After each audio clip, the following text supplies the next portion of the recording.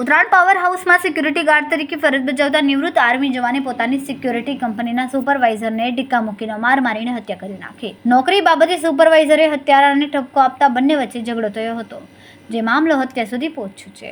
આ હત્યાના ગુનામાં ઉત્તરાયણ પોલીસે ઇન્ચાર્જ સિક્યુરિટી ઓફિસર વિરેન્દ્રસિંહ યાદવની ફરિયાદ લીધી છે, જેના આધારે પોલીસે નિવૃત્ત સૈનિક શૈલેન્દ્ર ભાનુપ્રતાપ યાદવ સામે હત્યાનો ગુનો નોંધીને ધરપકડની કાર્યવાહી કરી છે. વધુમાં પોલીસે જણાવ્યું કે અગાઉ પણ નિવૃત્ત આર્મી જવાન શૈલેન્દ્રનો સુપરવાઇઝર પાર્થ વ્યાસ જોડે નોકરીની બાબતે ટકોર કરવાની બાબતે ઝઘડો થયા કરતો હતો. ઉત્તરાયણ પાવર હાઉસમાં G9 કંપનીના સિક્યુરિટી સુપરવાઇઝર પાર્થ હરીશ વ્યાસ અને સિક્યુરિટી ગાર્ડ શૈલેન્દ્ર યાદવનો 10મી તારીખે મોડી રાત્રે નોકરીની બાબતે ક્વાર્ટર્સ પાસે બોલાચાલી થઈ હતી, જેના મામલો મારામારી સુધી પહોંચ્યો હતો. આ ઝઘડામાં સિક્યુરિટી ગાર્ડ શૈલેન્દ્ર યાદવે સિક્યુરિટી સુપરવાઇઝર પાર્થ વ્યાસને ડીકા મૂકીને માર મારતા બેભાન થઈ ગયા.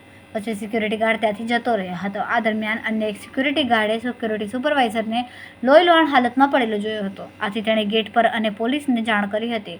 પાર્થને તબીબે તપાસ કરતા મૃત્યુ જાહેર કરાયા હતા.